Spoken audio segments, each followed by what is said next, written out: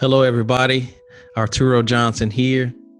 And in today's video, I'm going to share with you how to stop self-sabotaging yourself and an easy way that you can test to see if you're doing these things. So if you stay to the end of this video, I'm going to go ahead and share with you 3 things that you can do in order to stop self-sabotaging yourself and get to that next level. So without further ado, let's go ahead and jump right in.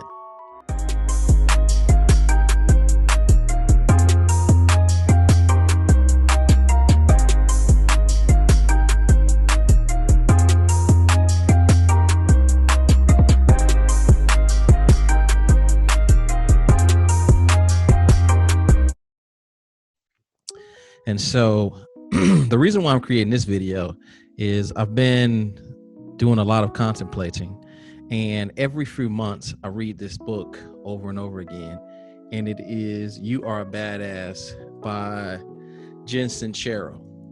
And this book is phenomenal.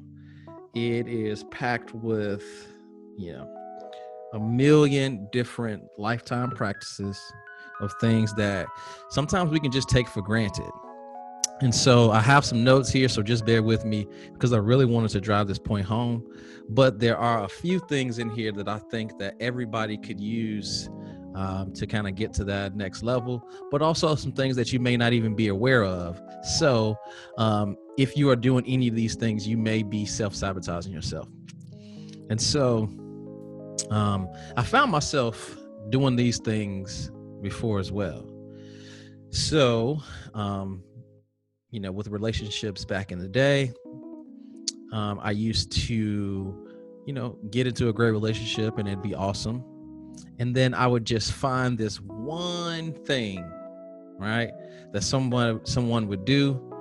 And I would just hone in on it and really just obsess over it over and over again until it became something that was unbearable for me.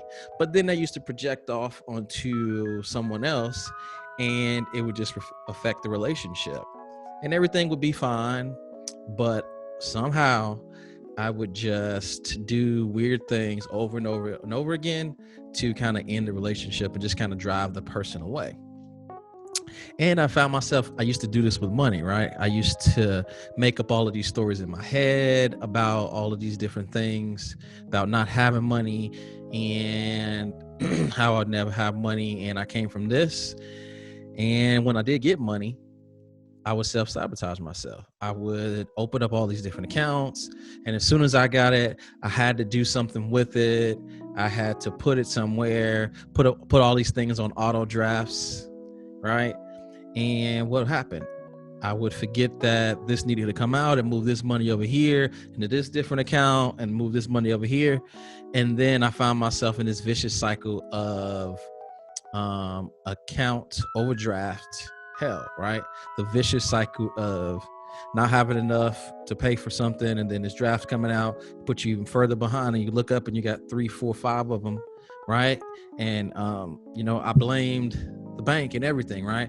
Bank of America was doing me in, right? It was unorthodox for me to think about it like that, but it was me, right? Because I wasn't managing my funds properly. What I was doing was charging all of these things, and I wasn't keeping good record of myself.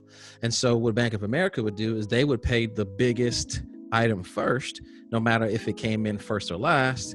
And then the smallest charges, those would overdraft. And obviously it's a system there, but I wasn't doing what I needed to do on my end. And so every time I got money, I was in this vicious cycle over and over and over again. And I just couldn't get ahead. And so, if this has happened to you before, right, and you find yourself in this similar situation, I'm going to share with you some things in this video that you can do right now so that you can solve this problem, and you won't have this same issue like I did. And so in this book, You Are a Badass by Jen Sincero, man, there's so many things I can talk about in this book. So I'm going to try to just keep it to what I have here in my notes, which is that, it's changed my life, right? And there are a ton of things that have really attributed to my success. But if I could just narrow them down to a few things, One of them would be, you know, the fight and the struggle that my mom did to get me to where I am, put me in position, and believed in me and saw things in me that I didn't think I saw in myself, and try to push me and to sacrifice her life so that I could be here today, to have the choice to do, to excel or to just live an average life. To quit drinking, right? To get out of that destructive habit of having these highs and lows, because it affected my money, right? Because I was spending a lot of money on that, and then it's affected my mood, which I'd be feeling great, and then the next day I'd be depressed and hungover, so then I wasn't productive, and it affected my health, right? Blood pressure is high, glucose levels are high, I'm eating crappy foods, so I'm not in the best of shape, wasn't motivated to work out. And my daughter Sierra, which gave me a why in order to do things. And then working at the Southern, where I met my wife, who has been a huge impact on my life. So there's been some things, as well as, coming, into contact with this book. And my sister-in-law, Lauren, we were on vacation, and she happened to have this book, and my wife was reading it, and she was like, wow, this book is speaking to my life. And so I looked over, I'm like, well, what is it? And I saw this yellow book, right? Just obviously she made it yellow so it could stand out. But before I left vacation, I had ordered it on Amazon, so it was at my house when I got back, and I dived right into it. And so that's today, some things I want to talk about, because I wasn't aware of the self-sabotage that I was having over myself.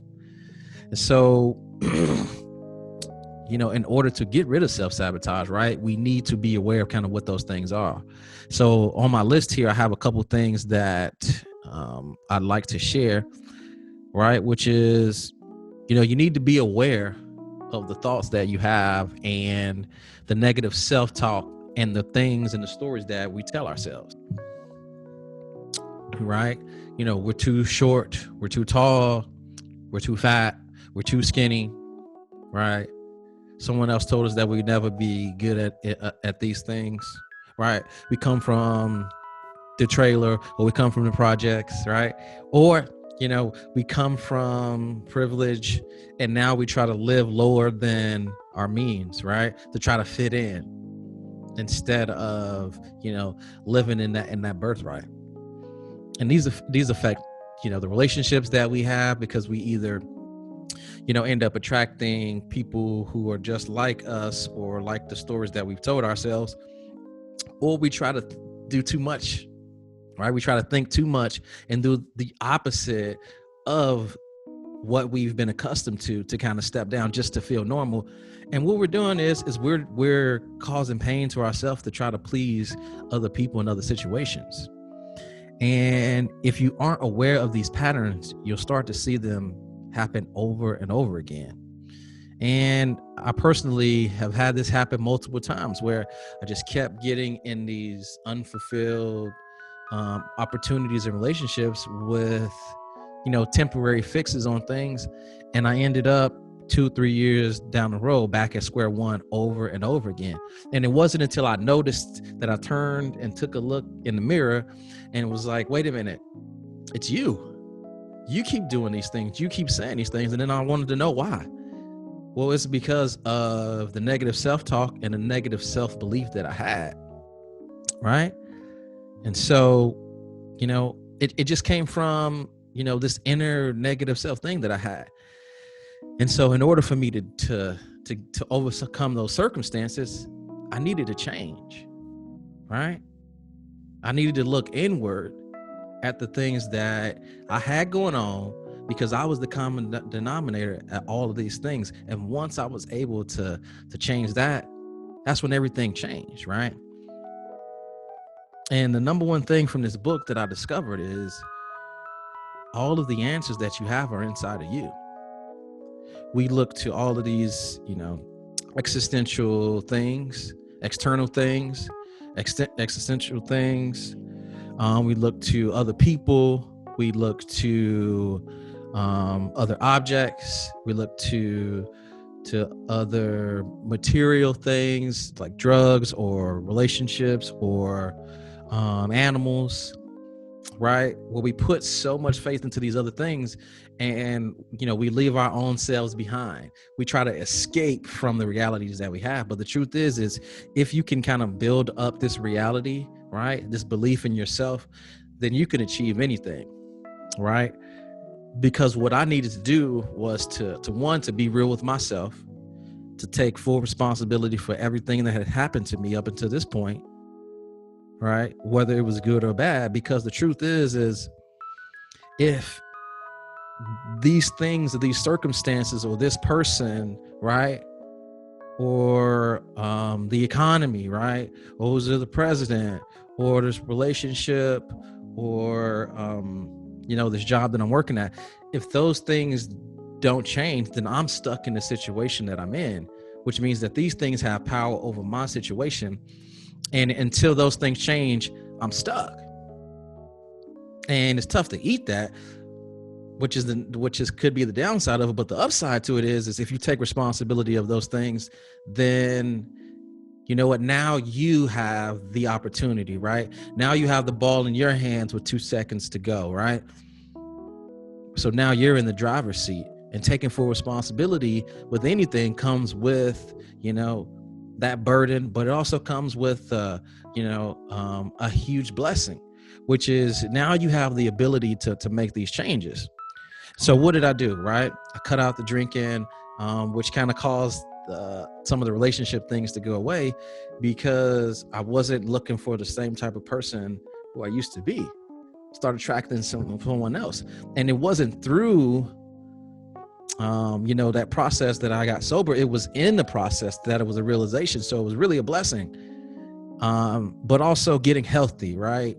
I had more energy. I was more upbeat. I was more positive. I changed what I read, hopped off of social media, started, doing some self-help, right? Over the past 5 years, anybody that's known me, I was really into self-help and Jim Rohn, right? And one of my favorite quotes by him was, "Don't wish it was easier to wish you were better," right? Don't wish for less problems, wish for more skills. And once I thought about that means that in order for things to change, right, which is another quote that he says, you have to change. And once I realized that was what was going to change the trajectory on my life, to hit some of the goals and to do some of the things that I wanted to do, it changed everything, right? And in this book, she talks about that. She talks about stop living small, right? To have big goals, to have big aspirations, to stop settling for mediocrity, to stop just cruising along. And she talked about this one particular opportunity where she ended up getting a settlement or something, where she ended up coming into some money, and she was at this change in her life at this point. And she was test driving 2 vehicles, and one of them was a Honda Civic. It was nice and safe and good gas mileage. It had, power lock windows, and it had cloth seats, and it was nothing special, right? $18,000, and it would get her to and fro, but it kept her in this lane of, this is the best that she could do. And she test drove that thing, and she loved it. It rode smooth, and it was just okay. But then she test drove the Audi, which was 3 times the amount and probably $15,000 out of her price range. But when she got into it, the seats felt like butter, right? They were leather, that fresh smell. It had a sunroof from front to back, and when you hit the gas, it was like you were driving on a cloud. And it had a stereo system that could wake up the dead, right? And so she said that when she got inside that car, she felt on. It was one of those things. And it wasn't just about the car. It was just a reminder of things that, you can achieve at a high level. And she just felt on. And it was one of those cognitive biases that, as you start to have success, it's good to reward yourself for the hard work, so you can remind yourself of the progress that you're having, And not to just impress people, but to just have some reminders of what you're doing, because at some point you can turn into this person that is always looking to achieve the next thing. And if you have these subtle small things around you as a reminder, they're also milestones to remind you how far you've come. And so not to get too long-winded here, I just want to kind of wrap this one up. So what I'm saying here is, the first thing is awareness, right? Being aware of your thoughts, who you surround yourself with, what you consume, right? The kind of conversations that you're having, what you're consuming on social media, and who's in your circle. And then the next one is making sure that you are having a healthy and thriving life, right? What you eat, making sure that you're managing any kind of fun that you're having, which is okay, right? I'm not against drinking or anything like that. It just wasn't good for me. And, building yourself up, the things that you believe about yourself is your world, right? It doesn't matter what is true, only what you believe is true, right? So if you believe one thing about yourself, then you can achieve those things, right? Your thoughts become actions, and your actions become behaviors, and your behaviors dictate who you are and who you are ultimately going to end up being, right? And so, just kind of summing that up, and the last thing is just living large, right? Not living small, not just settling for mediocrity, right? Dreaming big, because when you dream big, even if you don't hit those goals, you have blown the ceiling off of what you ever could have expected, right? When I first started this business, I would have never thought that I would be able to impact the lives and speak, right, and influence so many people on a daily basis. And I'm just now touching the surface. But if you shoot for the moon and end up landing on the stars, right? Sorry, you shoot for the stars and end up landing on the moon, right? You still done something that the average person couldn't have even thought of, right? Let alone take the action.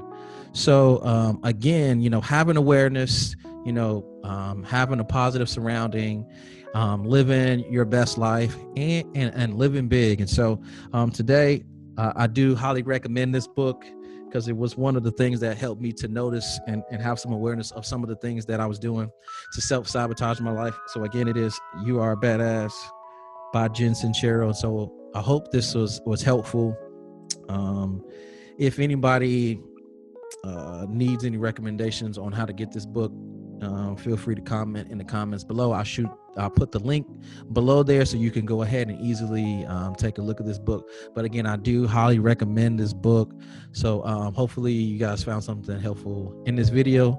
And so if you are self-sabotaging yourself, I highly recommend that you check this book out. And thank you guys so much for hopping on to view this video. Click the link below and like this video, as well as subscribe to this channel, because I try to put out wonderful content like this at least 3 times a week, about business, about life, and about self-development, personal development. So again, go ahead and like this video, subscribe to this YouTube channel. Thank you.